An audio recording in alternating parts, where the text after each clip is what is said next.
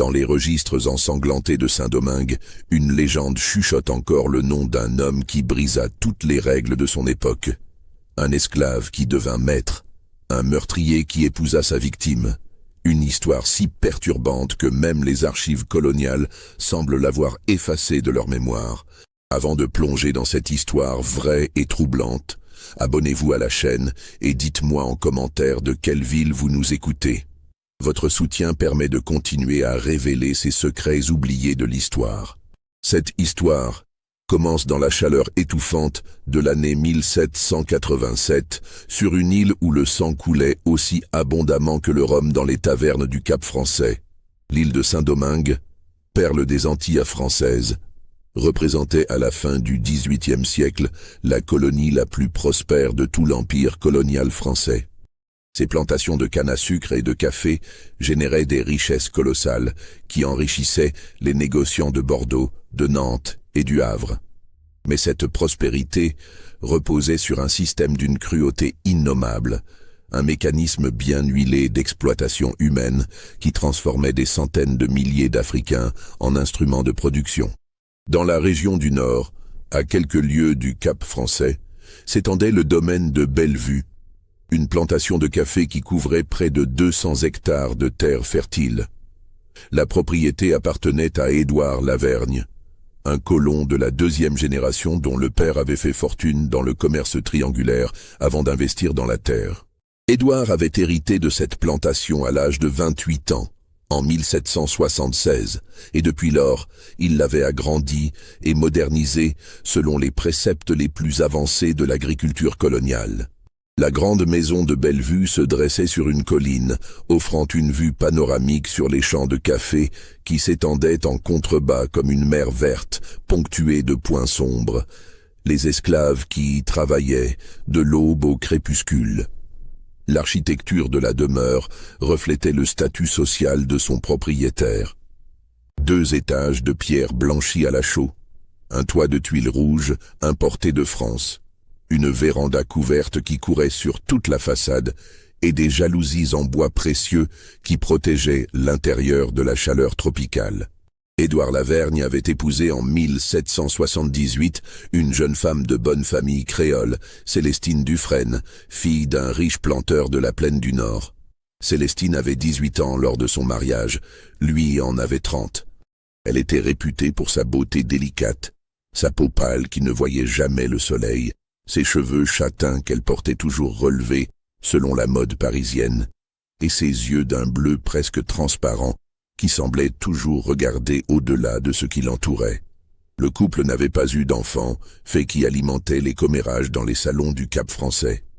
Certains y voyaient un signe de la malédiction qui pesait sur les unions entre blancs sous les tropiques.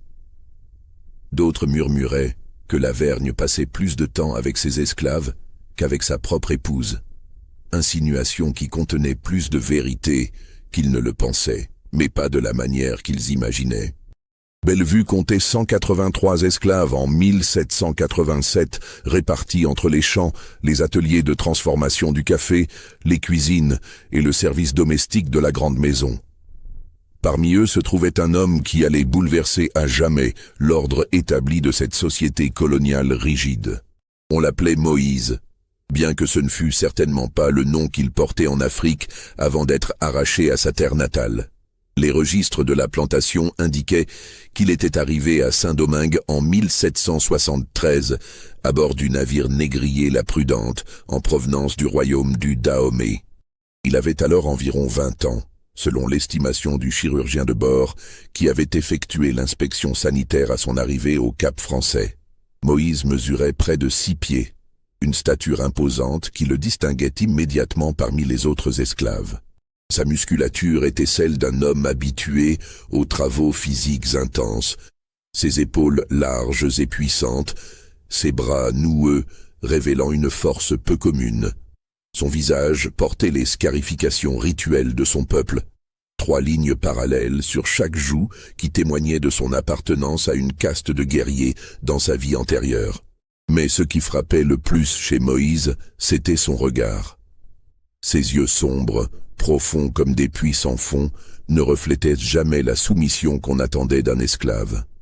Même baissé en signe de déférence apparente, il conservait une intensité qui mettait mal à l'aise ceux qui les croisaient. Certains contremaîtres affirmaient qu'ils pouvaient vous transpercer l'âme d'un seul coup d'œil, affirmation qui n'était pas totalement dénuée de fondement. Lavergne avait acquis Moïse lors d'une vente aux enchères, attiré par sa constitution robuste qui promettait de nombreuses années de travail productif dans les champs. Le prix payé était élevé, 2400 livres coloniales, mais l'investissement semblait justifié. Durant les premières années, Moïse avait été affecté aux travaux les plus durs. Le défrichement des nouvelles terres, la construction des séchoirs à café, le transport des lourds sacs de grains. Cependant, Édouard Lavergne avait rapidement remarqué quelque chose d'inhabituel chez cet esclave. Moïse apprenait avec une rapidité déconcertante. Il avait maîtrisé le français créole en quelques mois, alors que la plupart des esclaves fraîchement débarqués mettaient des années à communiquer correctement. Il observait tout, enregistrait chaque détail, comprenait les mécanismes de la plantation avec une acuité qui dépassait celle de nombreux blancs. En 1778, Lavergne prit une décision qui surprit son entourage. Il nomma Moïse chef d'équipe, responsable d'un groupe de 20 esclaves travaillant dans les caféières. Cette promotion était exceptionnelle pour un homme qui n'était sur l'île que depuis 5 ans. Les autres planteurs critiquèrent cette décision, arguant qu'on ne pouvait faire confiance à un Africain aussi récemment arrivé, que cela créait un dangereux précédent. Mais Lavergne avait ses raisons. Moïse avait démontré une capacité remarquable à organiser le travail, à maximiser la production sans recourir à la violence excessive qui épuisait prématurément les esclaves. Sous sa supervision, son équipe produisait systématiquement plus que les autres, tout en affichant un taux de morbidité inférieur. D'un point de vue strictement économique, la décision était rationnelle. Ce que Lavergne ne comprenait pas encore, c'était qu'il venait de donner à Moïse bien plus qu'une simple promotion. Il lui avait donné du pouvoir, et avec le pouvoir venaient des opportunités. Au fil des années, Moïse consolida sa position. Il apprit à lire et à écrire, compétence interdite aux esclaves, mais que Lavergne tolérait parce qu'elle le rendait encore plus utile pour tenir les registres de production. Il étudia les cycles de culture, les techniques de fermentation du café, les subtilités du commerce colonial. Il observa comment fonctionnait réellement la plantation, non pas seulement dans les champs, mais aussi dans les bureaux, dans les transactions commerciales, dans les relations entre le maître et ses créanciers. Moïse devint indispensable. Lorsque Lavergne voyageait au Cap Français pour ses affaires, c'était à Moïse qu'il confiait la supervision quotidienne de certaines opérations. Lorsque des décisions devaient être prises concernant l'organisation du travail, Lavergne consultait Moïse avant même son propre contremaître blanc, un certain Jérôme Vautrin, homme brutal et alcoolique qui détestait l'ascension de cet esclave. Mais il y avait autre chose, un élément que les documents officiels ne mentionnaient jamais, mais que tout le monde à Bellevue connaissait sans oser en parler ouvertement. Moïse avait accès à la grande maison. Pas seulement aux dépendances, aux cuisines ou aux réserves, mais à la maison elle-même. On le voyait parfois sortir du bureau de Lavergne tard le soir. On murmurait qu'il apportait des rapports, des comptes, des informations sur la gestion de la plantation. Et parfois, très rarement, on l'apercevait sur la véranda, en conversation avec Madame Célestine elle-même. Ces rencontres étaient brèves, toujours en présence de domestiques, toujours justifiées par des questions pratiques concernant la gestion de la maison. Mais elles suffisaient à alimenter les spéculations parmi les esclaves comme parmi les Blancs. Dans une société où les frontières entre les races étaient censées être absolues et infranchissables, ces interactions représentaient une transgression subtile mais significative. Célestine Lavergne vivait une existence d'un ennui suffocant. Son mari, absorbé par ses affaires, lui accordait peu d'attention au-delà des conventions sociales. Elle n'avait pas d'enfant pour occuper ses journées. Les autres femmes de planteurs, jalouses de sa beauté et méfiantes envers son intelligence, la tenaient à distance. Elle passait ses après-midi à lire, à broder, à regarder par les jalousies les champs de café qui s'étendaient jusqu'à l'horizon, prison verte de son existence dorée. Dans ce contexte d'isolement et de monotonie, les conversations occasionnelles avec Moïse prenaient une dimension particulière. Cet homme, malgré son statut d'esclave, possédait une vivacité d'esprit que son mari et la plupart des autres blancs n'avaient pas. Il parlait peu, mais chaque mot était pesé, réfléchi. Il comprenait des nuances que d'autres ne saisissaient jamais. Et il la regardait, vraiment la regardait, comme si elle existait au-delà de sa simple fonction d'épouse décorative. Nous ne savons pas exactement quand, ni comment, la nature de leur relation changea. Les archives ne contiennent aucune confession, aucun témoignage direct. Mais les événements qui suivirent suggèrent qu'à un moment donné, probablement au cours de l'année 1786, quelque chose de fondamental se transforma entre Célestine Lavergne et l'esclave Moïse. Peut-être était-ce lors d'une de ces soirées étouffantes où l'air tropical rendait le sommeil impossible, où Célestine, incapable de supporter davantage la présence ronfleuse de son mari, descendait prendre l'air sur la véranda et y trouvait Moïse, qui livrait un rapport tardif. Peut-être était-ce lors d'une absence prolongée de Lavergne, partie négocier au Cap Français, laissant sa femme seule dans la grande maison avec les domestiques. Peut-être était-ce simplement le résultat inévitable de mois d'échanges de regards, de conversations à double sens, de proximité croissante. Ce que nous savons avec certitude, c'est qu'au printemps de 1787, les rumeurs commencèrent à se faire plus précises. Des domestiques parlaient de bruits nocturnes inhabituels. Le contremaître Vautrin, dans ses moments d'ivresse, insinuait que l'esclave prenait des libertés dangereuses. Des voisins planteurs rapportaient avoir vu Moïse sortir de la grande maison à des heures indues. Édouard Lavergne, s'il entendait ces rumeurs, choisit de les ignorer. Peut-être considérait-il qu'elles étaient trop invraisemblables pour être prises au sérieux. Peut-être était-il trop dépendant de l'efficacité de Moïse pour risquer de perturber le fonctionnement de sa plantation. Peut-être, tout simplement, ne voulait-il pas voir ce qui se déroulait sous son propre toit. Cette cécité volontaire allait lui coûter bien plus que sa réputation. La nuit du 23 juin 1787 était particulièrement chaude et humide, une de ces nuits antillaises où l'air semble trop épais pour respirer, où la moindre activité fait ruisseler la sueur, où les moustiques bourdonnent en nuées affamées autour des moustiquaires. La lune, presque pleine, baignait la plantation d'une lumière blafarde qui transformait les ombres des caféiers en formes inquiétantes. Édouard Lavergne avait dîné seul ce soir-là. Célestine avait prétexté une migraine pour rester dans ses appartements, situation qui n'avait rien d'inhabituel. Elle souffrait fréquemment de maux de tête, conséquence, disait-on, de la chaleur tropicale que son organisme de créole ne supportait pas aussi bien que celui des esclaves africains. Après le repas, Lavergne s'était retiré dans son bureau situé au rez-de-chaussée de la grande maison, pièce qu'il considérait comme son sanctuaire personnel. Les murs étaient couverts de rayonnages chargés de livres de comptabilité, de traités d'agriculture, de volumes reliés contenant des années de correspondance commerciale. Un large bureau en acajou massif dominait la pièce, sa surface encombrée de papiers, de plumes, d'encriers. Une armoire fermée à clé contenait les documents les plus précieux, les titres de propriété de la plantation, les contrats d'achat des esclaves, les reconnaissances de dettes de planteurs voisins. Lavergne travaillait sur ses comptes, vérifiant les registres de production de la dernière récolte de café.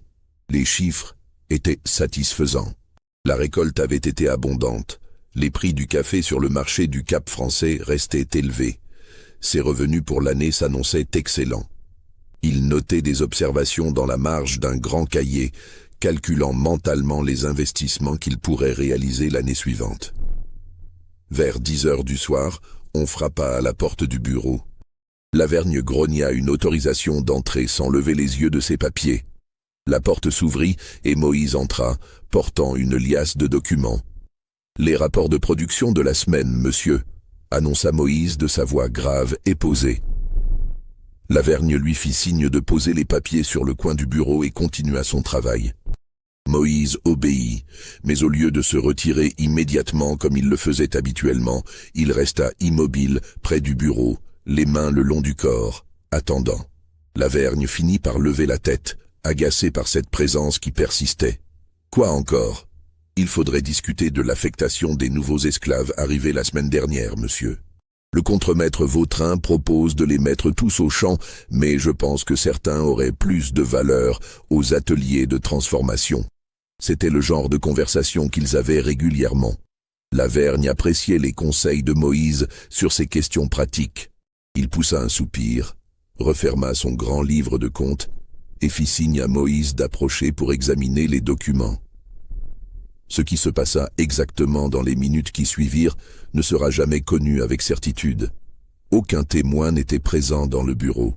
Ce que nous savons provient de l'examen ultérieur de la scène et des déductions qui en furent tirées. À un moment donné, la conversation dégénéra. Peut-être Lavergne formula-t-il une accusation concernant les rumeurs qui circulaient. Peut-être Moïse dit-il quelque chose qui révéla plus qu'il n'aurait dû. Peut-être la tension accumulée pendant des mois explosa-t-elle soudainement en une confrontation violente. Des voix s'élevèrent. Les domestiques qui dormaient dans les dépendances adjacentes à la grande maison entendirent des éclats, des cris étouffés. Puis, il y eut un bruit sourd, comme celui d'un corps lourd tombant sur le plancher. Ensuite, le silence. Personne n'osa venir vérifier ce qui s'était passé. Dans une plantation, on n'intervenait pas dans les affaires du maître, surtout la nuit. Les domestiques se recouchèrent, mal à l'aise, se disant qu'ils en sauraient plus le lendemain matin. Ce fut Célestine qui découvrit le corps. Selon sa version ultérieure des événements, elle s'était réveillée vers minuit, inquiète de ne pas voir son mari monter se coucher. Malgré leur relation distante, il y avait certaines routines conjugales qu'Édouard respectait généralement. Son absence prolongée l'avait alarmée. Elle était descendue, une bougie à la main, sa chemise de nuit blanche flottant autour d'elle comme un fantôme dans l'obscurité de la maison endormie. Elle avait frappé à la porte du bureau. Pas de réponse. Elle avait frappé plus fort, appelé son mari par son nom. Toujours le silence. Elle avait poussé la porte. La scène qui s'offrit à elle était celle d'un carnage contenu. Édouard Lavergne gisait sur le dos près de son bureau, les yeux ouverts, fixant le plafond sans le voir. Un filet de sang séché marquait le coin de sa tempe droite, où sa tête avait heurté le coin du bureau en tombant. Ses mains étaient crispées sur sa poitrine, comme s'il avait tenté d'arracher quelque chose qui l'étouffait. Sur le bureau, renversé, un encrier avait répandu son contenu noir sur les papiers soigneusement ordonnés. Une chaise était tombée sur le côté. Les signes d'une lutte, brève mais violente. Célestine ne cria pas immédiatement. C'est un détail qui frappa plusieurs personnes par la suite. Au lieu de hurler, d'appeler à l'aide dans la panique, elle resta immobile pendant de longues secondes, contemplant le corps de son mari, la bougie tremblant légèrement dans sa main. Puis elle se dirigea calmement vers la porte donnant sur l'extérieur, celle qui menait directement aux dépendances où dormaient les esclaves domestiques. Elle l'ouvrit et appela d'une voix ferme mais pas hystérique. « Réveillez le contremaître Vautrin, immédiatement !» Les minutes qui suivirent furent confuses. Vautrin arriva, encore ivre de sa soirée de Rome, trébuchant dans l'obscurité. Il vit le corps, jura copieusement et demanda ce qui s'était passé. Célestine expliqua qu'elle avait trouvé son mari ainsi, mort. Vautrin examina rapidement la scène et déclara qu'il s'agissait clairement d'un meurtre. « Qui était avec monsieur Lavergne ce soir ?» demanda-t-il aux domestiques qui s'étaient rassemblés, réveillés par l'agitation. Une servante, Marie-Jeanne, osa répondre. « Le commandeur Moïse, monsieur Vautrin. Il est venu porter des papiers vers 10 heures. » Vautrin eut un sourire mauvais. Enfin, l'occasion qu'il attendait depuis des années de rabaisser cet esclave trop intelligent, trop influent, trop proche du maître. « Eh bien, nous savons qui a fait ça. Allez me chercher Moïse, immédiatement. » Des hommes partirent en courant vers les cases des esclaves. Ils trouvèrent la cabane de Moïse vide. Sa natte était défaite, comme s'il s'était levé précipitamment. Une petite sacoche contenant quelques effets personnels avait disparu. Moïse s'était enfui. Cette fuite constituait, aux yeux de tous, l'aveu implicite de sa culpabilité. L'aube se leva sur Bellevue dans une atmosphère de chaos et de stupeur. La nouvelle de la mort d'Édouard Lavergne et de la fuite de Moïse se répandit à travers la plantation comme une traînée de poudre, puis atteignit les propriétés voisines, puis le bourg le plus proche, puis finalement le Cap français, où elle provoqua une onde de choc dans toute la société coloniale, un esclave qui tue son maître. C'était le cauchemar absolu de tout planteur, la terreur qui hantait leur nuit depuis que les premières révoltes d'esclaves avaient éclaté sur l'île.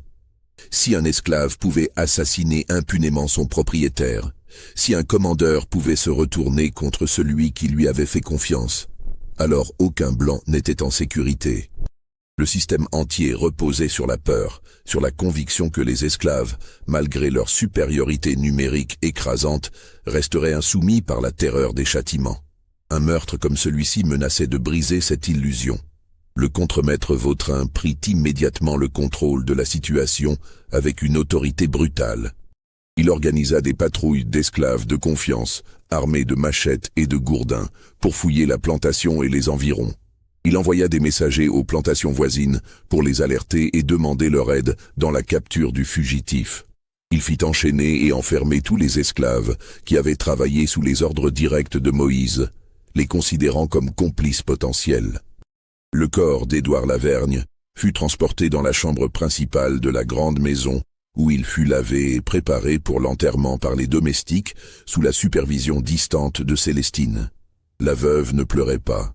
Son visage restait parfaitement composé, presque serein, ce qui frappa plusieurs personnes présentes comme étrangement inapproprié. Mais on attribua cette apparente froideur au choc, à la nature délicate des femmes créoles qui devaient préserver leur sang-froid dans l'adversité. Le chirurgien de la plantation, un certain Augustin Favier, homme compétent mais peu scrupuleux qui s'était installé aux colonies après avoir fui des dettes en France, examina le corps. Il nota la contusion à la tempe, compatible avec un coup contre l'angle du bureau. Il observa également des marques sur le cou, légères mais distinctes, suggérant une strangulation partielle. Sa conclusion fut que Lavergne était mort d'asphyxie suite à une agression physique, probablement après avoir été assommé par le coup à la tête. Mort violente, sans aucun doute, déclara Favier à Vautrin et à Célestine. L'assaillant devait être quelqu'un de très fort physiquement. Les marques sur le cou indiquent des mains puissantes. Vautrin hocha la tête avec satisfaction. Moïse, qui d'autre? Cet esclave était une brute, tout le monde le savait. Monsieur Lavergne lui avait fait trop confiance, et voilà le résultat. Célestine ne dit rien. Elle regardait le corps de son mari avec une expression indéchiffrable. Les autorités coloniales du Cap français dépêchèrent un officier de la maréchaussée, le lieutenant Barthélemy Courtois, pour enquêter sur le meurtre et organiser la chasse à l'homme. Courtois était un militaire endurci qui avait servi en Martinique avant d'être muté à Saint-Domingue. Il connaissait bien les tensions de la société coloniale et la violence qui couvait en permanence sous la surface apparemment ordonnée des plantations. Il arriva à Bellevue 3 jours après le meurtre, accompagné d'une petite troupe de soldats et d'un groupe de chasseurs d'esclaves professionnels, hommes rudes qui faisaient métier de traquer les marrons, les esclaves fugitifs réfugiés dans les montagnes. Ces chasseurs, pour la plupart des blancs pauvres ou des mulâtres libres, connaissaient le terrain, les cachettes possibles, les réseaux de complicité qui existaient entre les esclaves des différentes plantations. Courtois interrogea méthodiquement tous les témoins. Il examina le bureau où le meurtre avait eu lieu, prenant des notes détaillées sur la disposition des lieux, les traces de lutte, les objets déplacés. Il fit fouiller la cabane de Moïse, où l'on ne trouva rien de particulièrement significatif, hormis l'absence déjà constatée de quelques effets personnels. L'interrogatoire de Célestine Lavergne fut bref. La veuve, vêtue de noir de la tête aux pieds, reçut l'officier dans le salon de la grande maison. Elle raconta sa découverte du corps avec un calme remarquable, sa voix ne tremblant qu'à peine lorsqu'elle décrivit la scène macabre. Elle confirma que Moïse était venu ce soir-là porter des documents, comme il le faisait régulièrement. Non, elle n'avait rien entendu d'inhabituel avant de descendre. Son mari et elle faisaient une chambre à part depuis plusieurs années. Leurs appartements étaient situés à des extrémités opposées de l'étage. Elle ne pouvait donc pas avoir perçu les bruits de la lutte. « Aviez-vous remarqué un comportement étrange chez cet esclave récemment ?» demanda Courtois. Célestine réfléchit un instant, comme si elle pesait soigneusement sa réponse.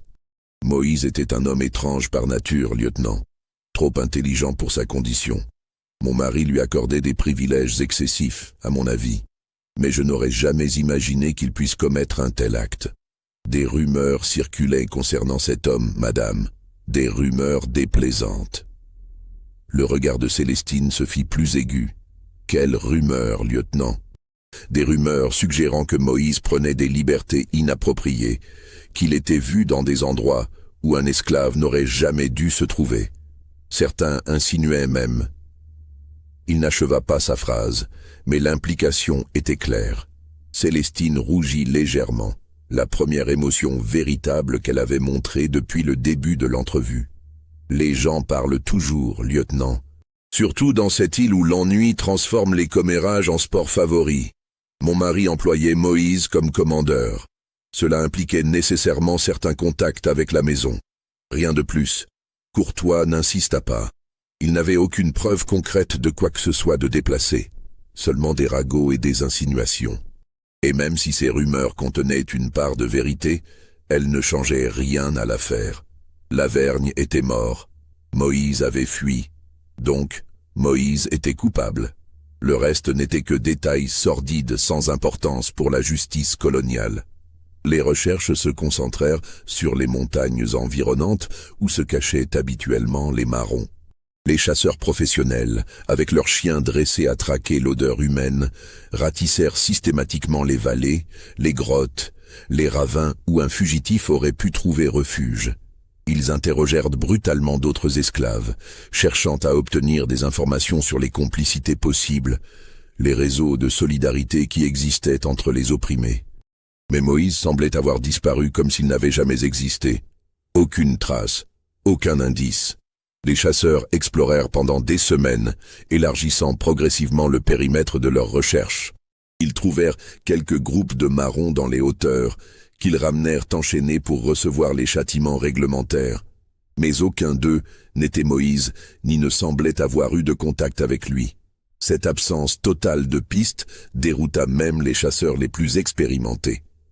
Habituellement, un esclave en fuite laissait des traces, des témoignages d'autres esclaves qu'il avait aperçus, des vols de nourriture dans des cases isolées, des empreintes, quelque chose. Moïse, lui, s'était évaporé comme une fumée dans le vent tropical. Au bout d'un mois, Courtois dut se résigner à suspendre activement les recherches. Il laissa des avis placardés dans tout le nord de Saint-Domingue, offrant une récompense substantielle pour toute information menant à la capture de Moïse. Il ordonna aux patrouilles de la maréchaussée de rester vigilantes. Puis il retourna au Cap Français, frustré mais pas particulièrement surpris. De nombreux esclaves fugitifs n'étaient jamais retrouvés.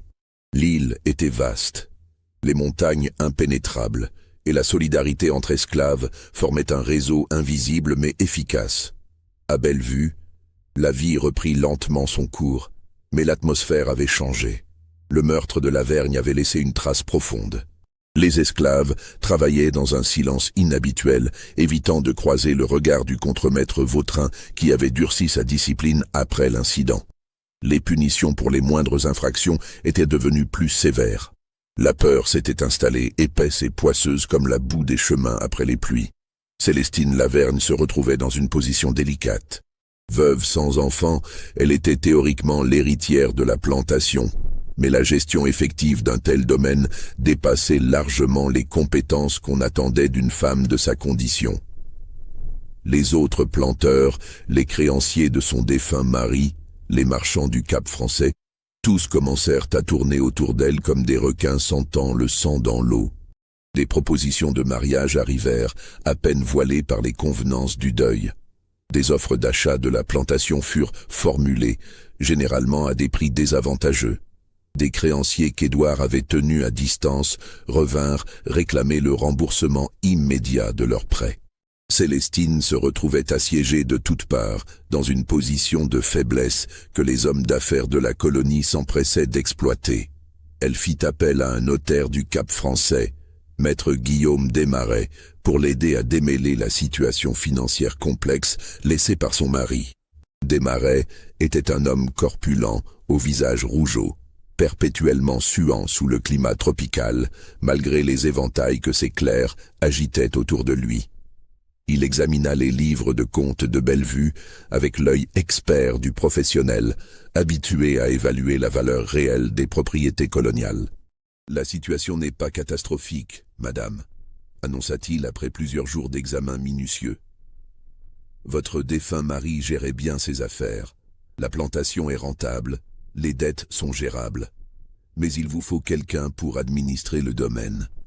Une femme seule ne peut superviser efficacement 180 esclaves et des centaines d'hectares de culture. »« Je suis bien consciente de mes limitations, maître, » répondit Célestine avec une pointe d'amertume dans la voix. « Que me conseillez-vous ? Plusieurs options s'offrent à vous. Vous pourriez vendre la plantation et vivre confortablement des revenus du capital investi. Vous pourriez vous remarier avec un homme capable de gérer le domaine.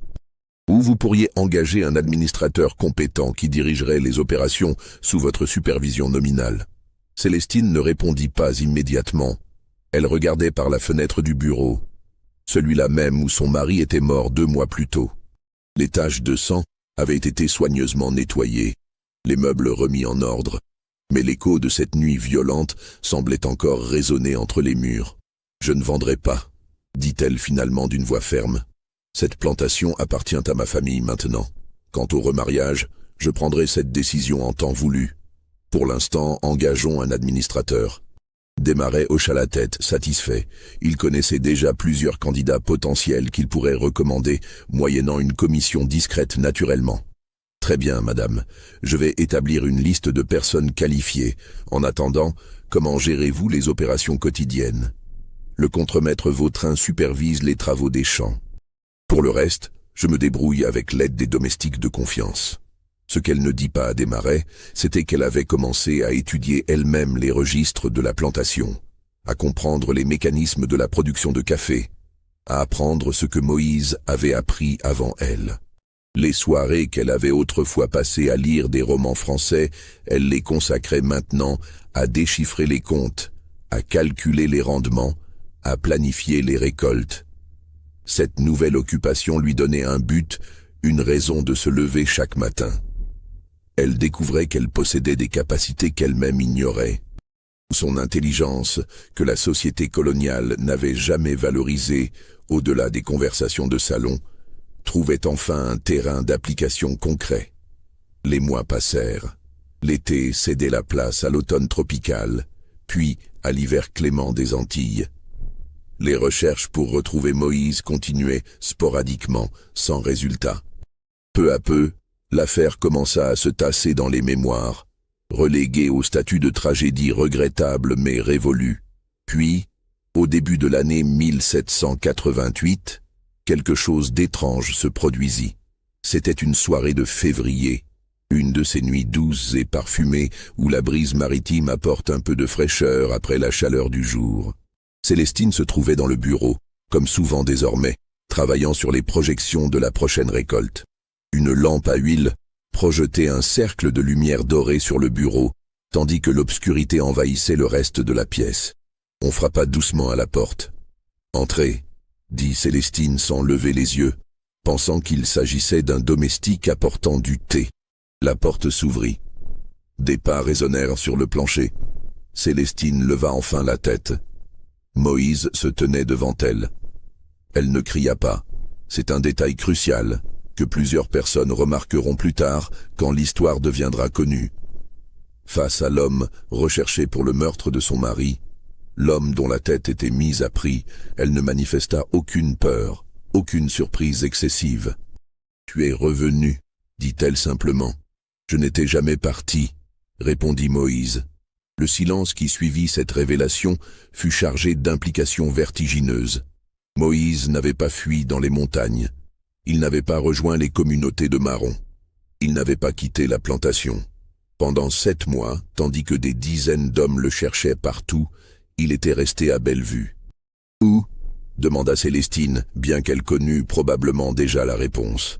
« Dans les greniers de la grande maison, dans les caves, dans les passages entre les murs que les domestiques n'utilisent jamais, dans ta propre chambre, quand tu descendais travailler la nuit. » C'était une révélation sidérante.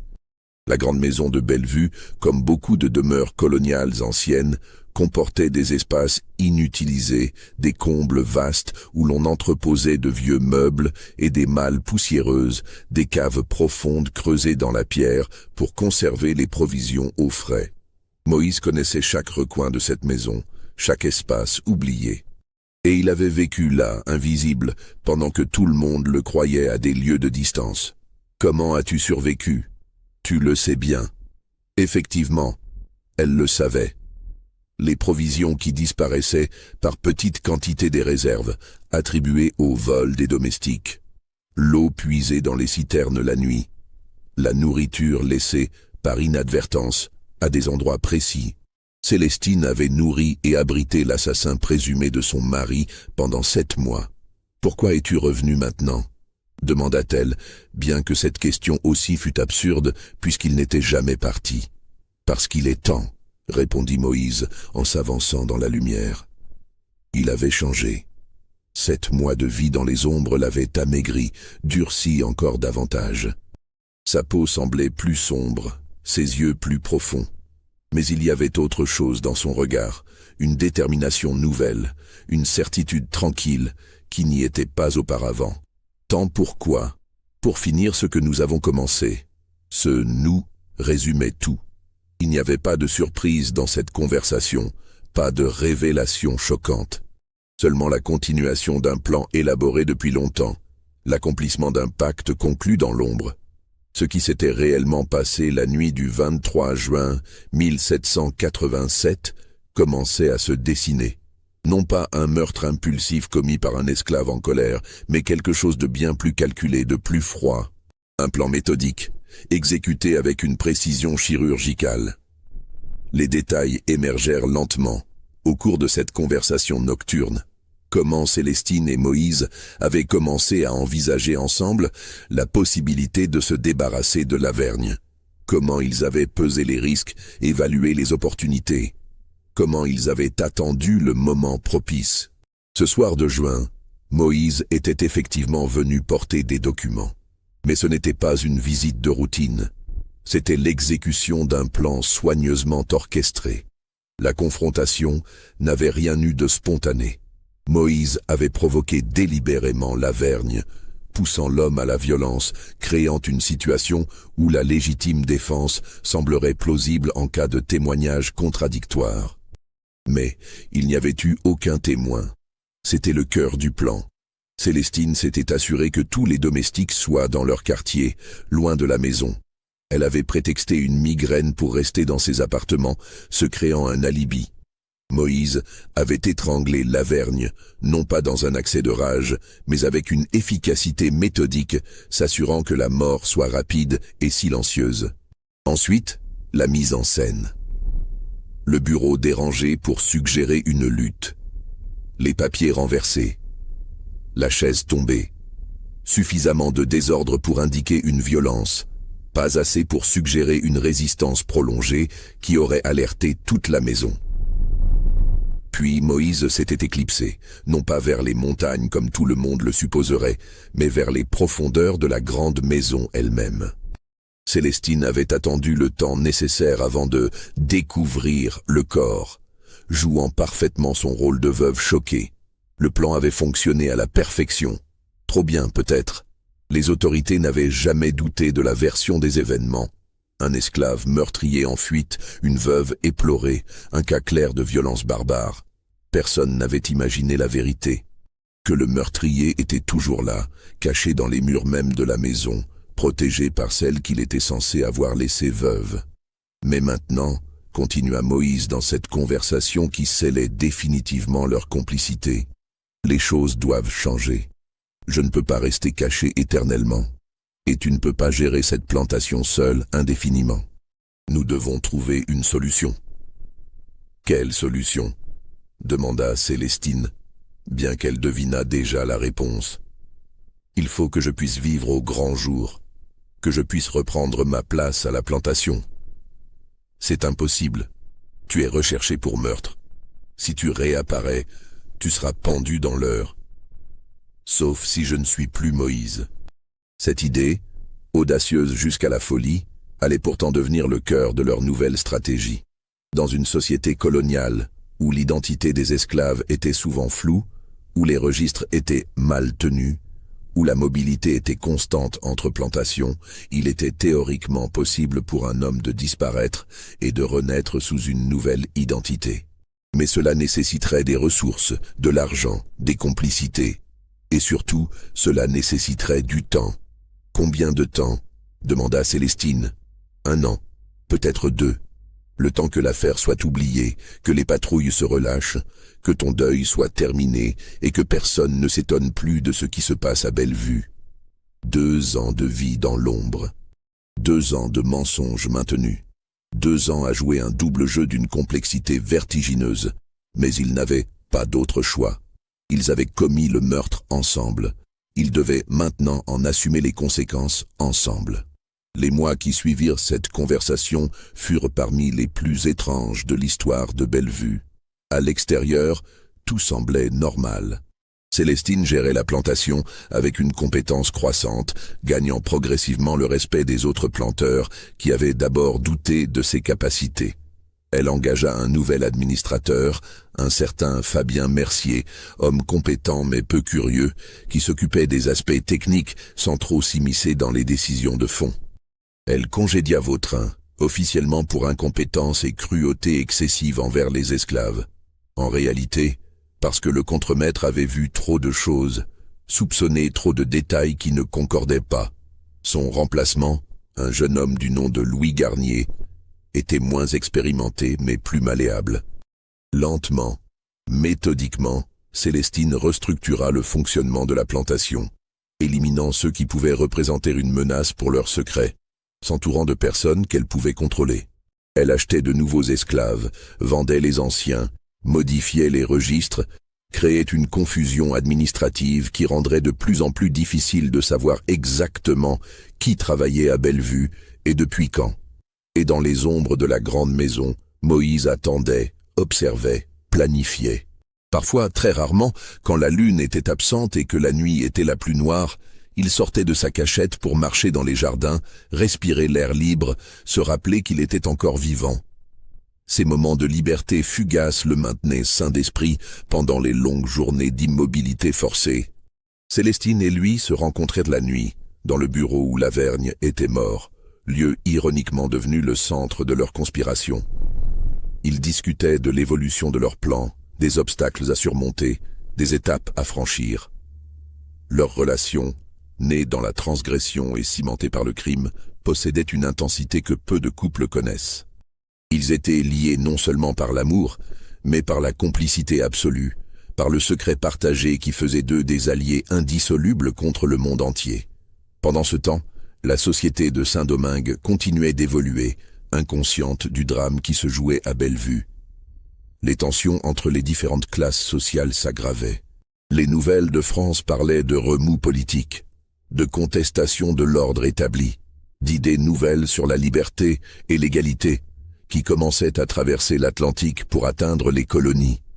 Ces bouleversements lointains allaient bientôt créer les conditions parfaites pour la réalisation du plan audacieux de Célestine et Moïse. L'année 1789 marqua un tournant dans l'histoire non seulement de la France, mais aussi de ses colonies. Les échos de la Révolution française atteignirent Saint-Domingue avec la force d'un ouragan.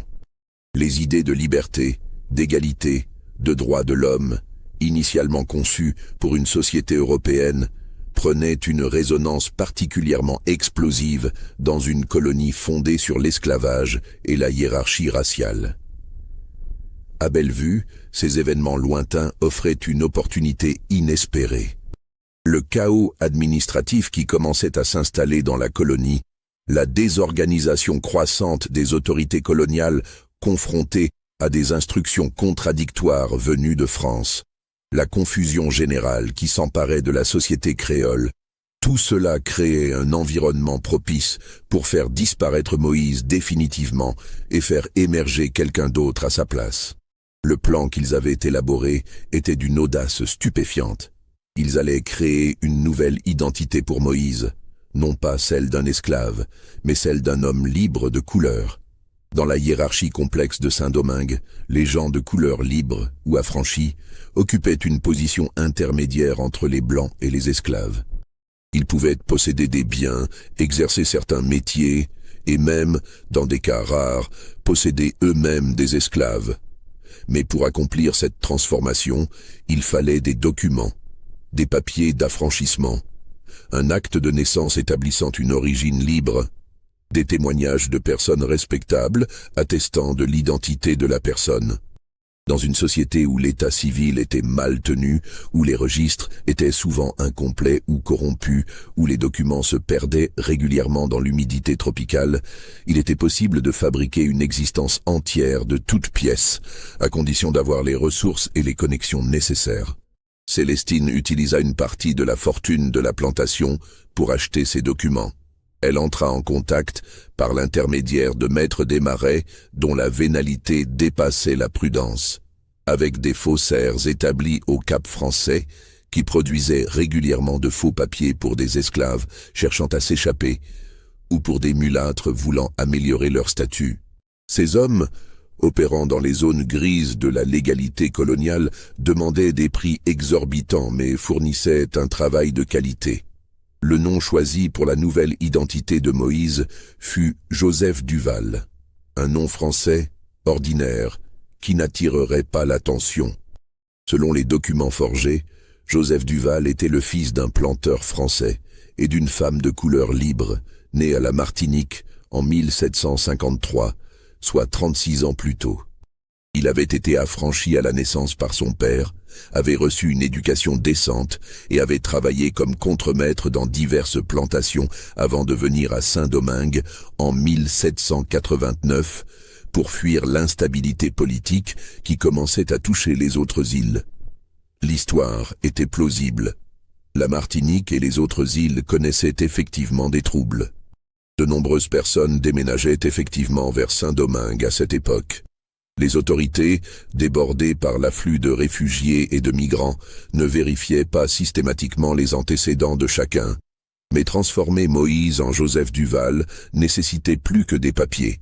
Il fallait modifier son apparence, son comportement, sa manière de parler. Moïse avait passé près de 2 ans enfermé, préservé du soleil qui aurait encore foncé sa peau déjà sombre. Célestine fit venir discrètement des vêtements européens de bonne qualité, adaptés au statut d'un homme de couleur libre aisé. Elle lui enseigna les manières, les gestes, la posture d'un homme qui n'a jamais été esclave, qui a grandi avec une certaine éducation et une conscience de sa valeur. Moïse apprenait vite. Il avait toujours eu cette capacité d'adaptation, cette intelligence mimétique qui lui permettait de saisir les codes et les comportements.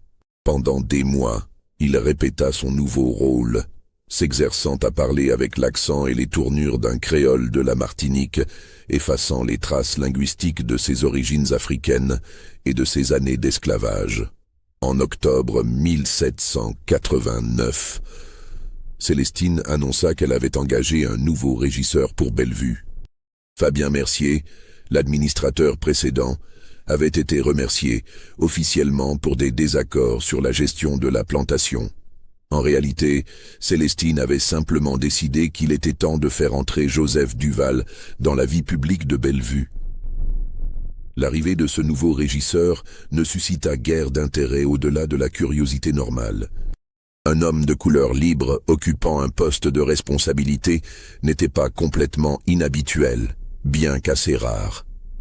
Certains planteurs voisins froncèrent les sourcils, trouvant ce choix peu conventionnel. Mais Célestine avait établi au fil des 2 années précédentes une réputation de veuve déterminée qui gérait sa propriété comme elle l'entendait, et on avait appris à ne pas trop questionner ses décisions. Joseph Duval s'installa donc à Bellevue, non plus dans une cabane d'esclaves, mais dans une petite maison indépendante située entre la grande demeure et les cases des esclaves, position géographique qui symbolisait son statut intermédiaire dans la hiérarchie sociale. Il prit en charge la supervision des opérations de la plantation avec une compétence qui surprit agréablement les autres blancs.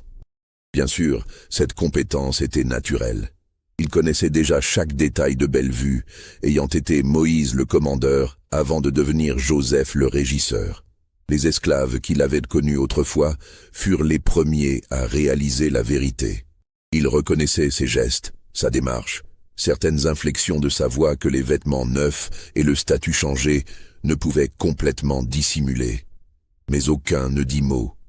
La solidarité entre opprimés, la compréhension instinctive qu'il valait mieux se taire et peut-être aussi un certain respect pour l'audace incroyable de cette transformation, tout cela créa un pacte de silence collectif. Moïse était mort. Joseph vivait.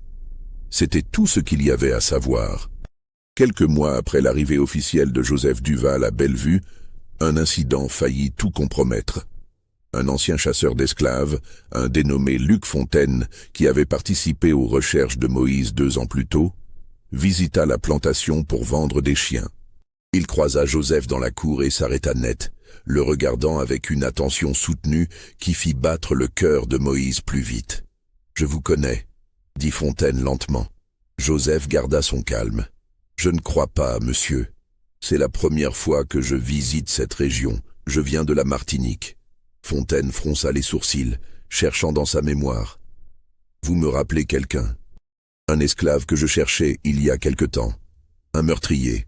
Beaucoup de noirs se ressemblent aux yeux des blancs, » répondit Joseph avec un sourire froid. « Mais je suis un homme libre, né libre, et je n'ai jamais été esclave de ma vie. Mes papiers sont en règle si vous souhaitez les vérifier. » Fontaine hésita. L'assurance de Joseph, ses vêtements, sa manière de parler, tout contredisait l'idée d'un esclave fugitif. Et pourtant, cette ressemblance physique était troublante. Mais 2 ans avaient passé. Les souvenirs se brouillaient. Et surtout, l'idée qu'un esclave recherché pour meurtre puisse revenir vivre ouvertement sur la plantation même où il avait commis son crime était tellement absurde que même un homme soupçonneux comme Fontaine ne pouvait l'envisager sérieusement. « Non, ce n'est pas nécessaire, » dit-il finalement. « Vous avez raison. Beaucoup de visages se ressemblent. » Il repartit sans insister davantage, mais l'incident avait montré la fragilité de leur supercherie. Un seul témoin plus perspicace, un seul soupçon qui s'installerait et se développerait, et tout s'écroulerait.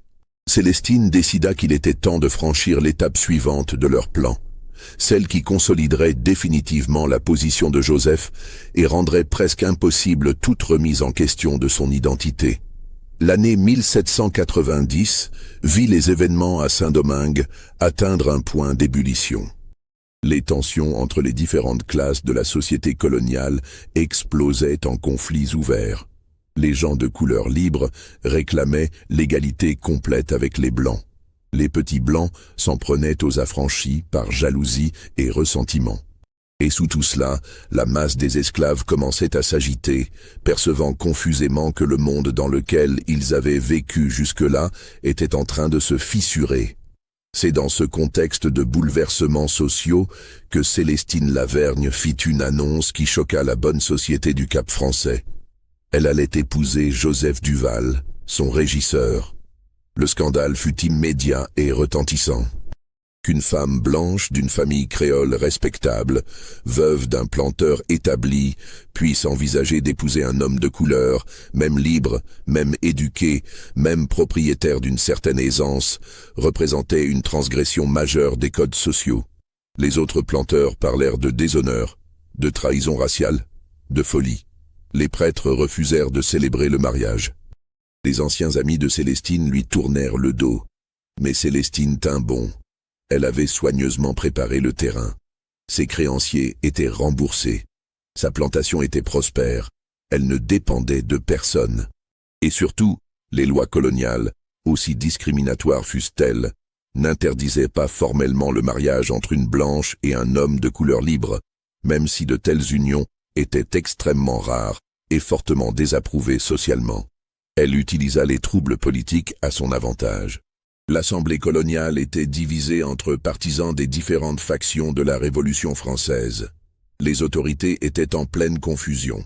Personne n'avait vraiment le temps ni l'énergie de s'opposer activement au mariage d'une veuve entêtée avec son régisseur.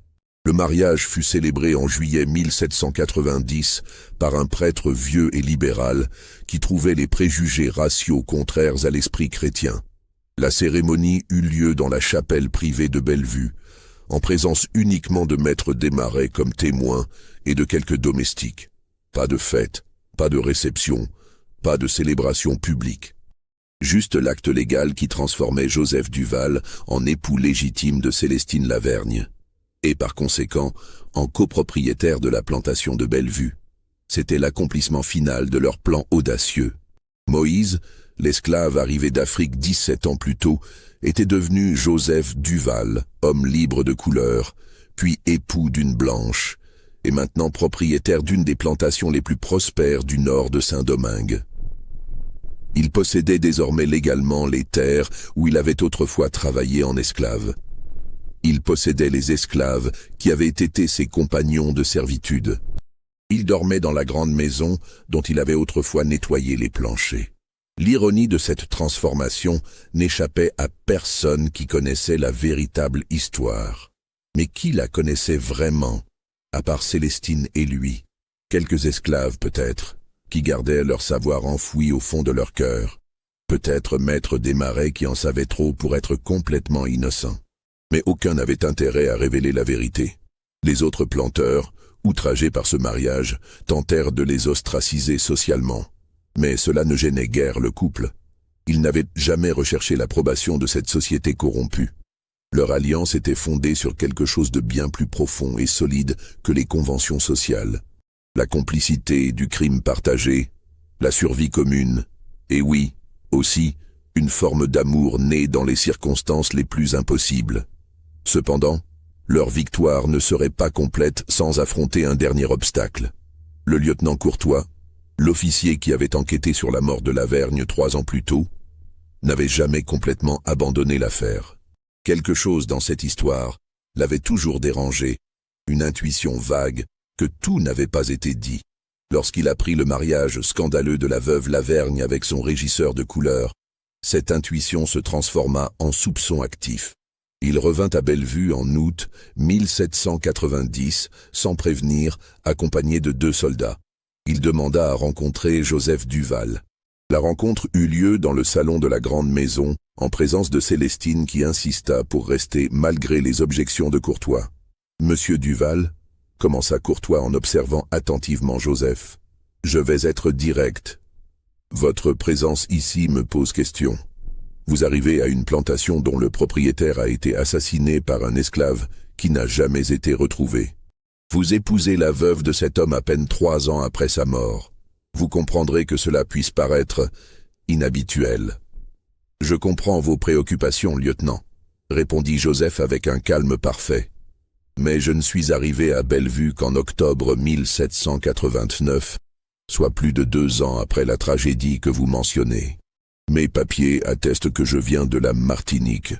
Mon mariage avec Madame Lavergne est le résultat de plus d'1 an de travail commun et de respect mutuel qui s'est transformé en affection. Rien de plus. Montrez-moi vos papiers. Joseph sortit calmement de sa poche les documents forgés avec tant de soin par les faussaires du Cap français. Courtois les examina longuement, cherchant des incohérences, des signes de falsification. Mais le travail était parfait.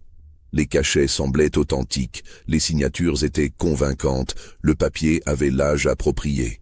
Ces documents semblent en règle, admit Courtois à contre-cœur.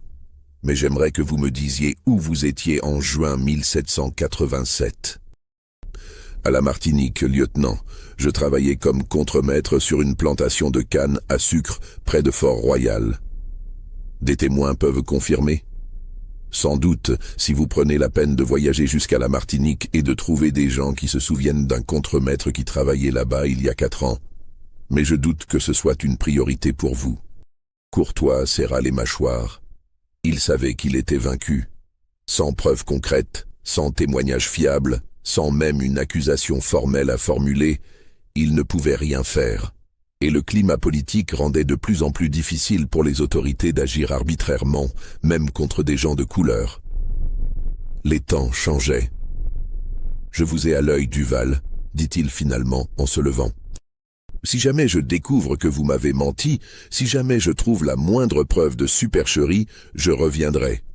Et cette fois, ce ne sera pas pour une conversation courtoise. Vous serez toujours le bienvenu à Bellevue, lieutenant, » répondit Joseph avec un sourire qui ne reflétait aucune inquiétude. « J'espère que la prochaine fois ce sera dans des circonstances plus plaisantes. » Courtois partit, frustré mais impuissant. Il avait l'intime conviction que quelque chose de profondément malsain se tramait à Bellevue, mais il ne pouvait le prouver. Et bientôt, les événements de Saint-Domingue allaient le distraire de cette affaire relativement mineure face au bouleversement qui s'annonçait. Car en août 1791, un an après le mariage de Célestine et Joseph, éclata la grande révolte des esclaves qui allait transformer Saint-Domingue à jamais. Dans la nuit du 22 au 23 août, des dizaines de milliers d'esclaves du Nord se soulevèrent simultanément, brûlant les plantations, massacrant leurs maîtres, détruisant en quelques jours un système qui avait perduré pendant plus d'un siècle. Bellevue, étrangement, fut épargnée, alors que les propriétés voisines brûlaient, que les planteurs fuyaient vers le Cap français dans la panique, que le sang coulait dans toutes les vallées du Nord. La plantation de Célestine et Joseph resta intacte. Les bandes d'esclaves révoltés qui passaient près de là semblaient recevoir des ordres de ne pas y toucher. Certains murmurèrent que Joseph Duval avait des connexions avec les chefs de la révolte. D'autres insinuaient qu'il avait acheté leur protection. La vérité était probablement plus simple. Les esclaves de Bellevue, qui connaissaient la véritable identité de Joseph, avaient fait passer le mot. C'était une des leurs qui dirigeait maintenant cette plantation. On ne détruit pas la propriété d'un frère qui a réussi l'impossible exploit de s'élever au-dessus de sa condition. Les années qui suivirent la grande révolte de 1791 furent chaotiques. Saint-Domingue plongea dans une guerre civile complexe opposant les esclaves révoltés, les planteurs blancs, les gens de couleur libre, les troupes françaises envoyées pour restaurer l'ordre et bientôt les armées espagnoles et britanniques qui tentèrent de profiter du chaos pour s'emparer de cette colonie précieuse. Célestine et Joseph naviguèrent ces eaux troubles avec une habileté remarquable. Ils se positionnèrent comme des modérés, des gens raisonnables prêts à négocier avec toutes les factions. Joseph, grâce à son statut ambigu et à sa connaissance intime des deux mondes, servit parfois d'intermédiaire entre les différents groupes en conflit. Ils protégèrent leurs plantations en jouant sur tous les tableaux, offrant un refuge temporaire aux Blancs en fuite quand nécessaire, fournissant discrètement des provisions aux révoltés quand opportun, restant toujours assez neutres pour n'être complètement ennemis de personne. Beaucoup de planteurs périrent pendant ces années. Certains furent massacrés par leurs propres esclaves. D'autres moururent de maladies ou de fièvre jaune qui ravageaient les armées étrangères. D'autres encore furent victimes des intrigues politiques qui divisaient la colonie. Mais Célestine et Joseph survécurent, leur propriété intacte, leur fortune préservée alors que tant d'autres perdaient tout. En 1804, quand Haïti proclama son indépendance, devenant la première république noire du monde et le premier pays à abolir totalement l'esclavage, Célestine et Joseph faisaient partie des rares anciens planteurs à être encore présents sur leur terre. Beaucoup de Blancs avaient fui vers Cuba, la Louisiane, ou étaient retournés en France. Ceux qui restaient vivaient dans la peur constante. Mais pas eux. Joseph Duval devint même une figure respectée de la nouvelle société haïtienne.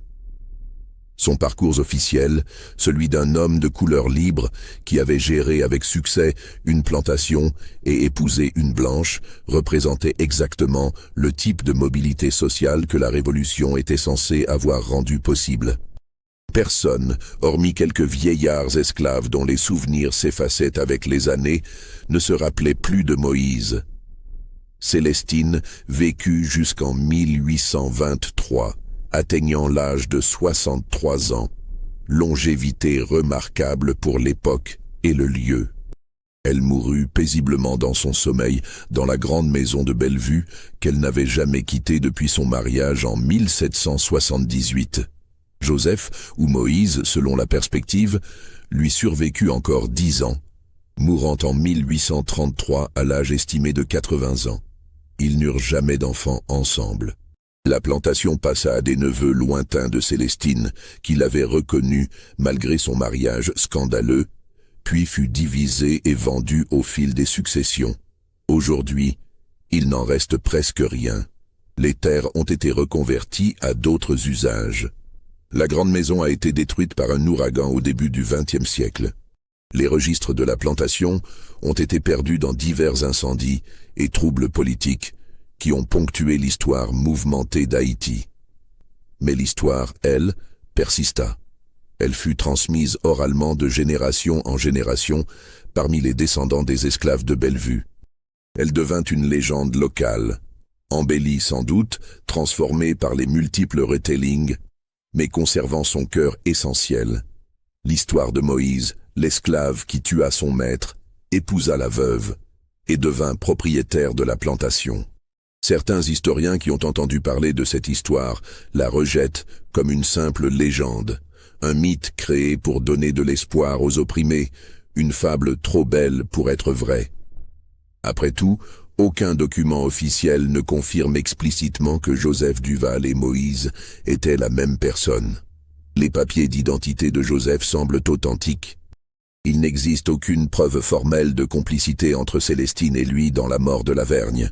Mais d'autres historiens, plus attentifs aux détails, ont remarqué certaines anomalies troublantes. Le fait que Moïse n'ait jamais été retrouvé malgré des recherches exhaustives. La rapidité avec laquelle Joseph Duval s'est imposé à Bellevue malgré son statut de nouvel arrivant. La ressemblance physique notée par Fontaine, le chasseur d'esclaves. Le mariage extrêmement inhabituel entre Célestine et Joseph. La protection mystérieuse dont bénéficia Bellevue pendant la Grande Révolte. Dans les archives du Cap français, aujourd'hui conservées à Port-au-Prince, on peut trouver le registre du mariage de Célestine Lavergne et Joseph Duval, daté du 15 juillet 1790. Le document existe, tangible, authentique. On peut lire les signatures des époux, celle de Célestine en lettres élégantes et éduquées, celle de Joseph en caractère plus simple mais ferme. On peut voir le sceau du prêtre qui officiait, les témoignages écrits des témoins. Mais ces documents ne disent pas toute la vérité. Ils ne peuvent pas révéler ce qui s'est réellement passé dans le bureau d'Édouard Lavergne cette nuit de juin 1787. Ils ne peuvent pas confirmer si Joseph Duval était vraiment un homme libre venu de la Martinique, ou s'il était Moïse, l'esclave meurtrier qui s'était construit une nouvelle identité. Les seuls qui connaissaient la vérité complète étaient Célestine et Joseph eux-mêmes. Et ils l'ont emporté dans leur tombe, située côte à côte dans le petit cimetière de Bellevue qui existe encore aujourd'hui, bien que négligé et envahi par la végétation tropicale. Les pierres tombales, érodées par plus de 2 siècles de pluie et de soleil, portent des inscriptions presque illisibles. Si vous visitez ce cimetière, comme quelques curieux le font parfois, guidés par la légende, vous trouverez ces 2 tombes modestes. Sur l'une, on peut encore déchiffrer le nom de Célestine Lavergne, veuve Duval. Sur l'autre, celui de Joseph Duval, son époux. Rien n'indique que Joseph fut aussi Moïse. Rien ne suggère le drame sombre qui unit ces 2 personnes. Mais si vous restez là au crépuscule, quand le soleil descend sur les montagnes et que les ombres s'allongent sur les terres qui furent autrefois la plantation de Bellevue, vous pourriez presque entendre l'écho de leur histoire. Le murmure du vent dans les arbres semble encore porter les secrets de cette nuit violente, de ces années de mensonges, de cette transformation impossible d'un esclave en maître. Et vous pourriez vous demander, comme tant d'autres avant vous, est-ce que cette histoire est vraie ? Un homme a-t-il réellement pu accomplir une telle métamorphose? Une société aussi rigide que celle de Saint-Domingue colonial a-t-elle vraiment pu être trompée aussi complètement? Ou s'agit-il simplement d'une belle légende, une histoire que les gens racontent parce qu'elle illustre parfaitement le renversement total de l'ordre social qu'a représenté la révolution haïtienne? La vérité, comme souvent, se situe probablement quelque part entre les faits documentés et la légende. Ce qui est certain, c'est que l'histoire de Moïse et Célestine, vraie ou embellie, continue de fasciner et de troubler tous ceux qui l'entendent, car elle touche à quelque chose de profondément humain, le désir de transcender sa condition, la volonté de prendre le contrôle de sa destinée, et la capacité de deux personnes, unies par le crime et l'amour, de défier toutes les règles de leur société. Cette histoire vous a-t-elle donné des frissons? Pensez-vous qu'elle soit vraie ou n'est-ce qu'une légende? Dites-le nous dans les commentaires. Si vous avez apprécié ce voyage dans les archives oubliées de l'histoire, abonnez-vous à la chaîne et partagez cette vidéo avec ceux qui aiment les mystères sombres du passé. Il existe tant d'histoires comme celle-ci, enterrées dans les registres coloniaux, chuchotées dans les mémoires populaires, attendant qu'on les exhume et qu'on leur redonne vie. Et qui sait, peut-être que la prochaine concernera votre propre région, votre propre ville. Les secrets du passé ne meurent jamais vraiment. Ils attendent simplement qu'on les découvre.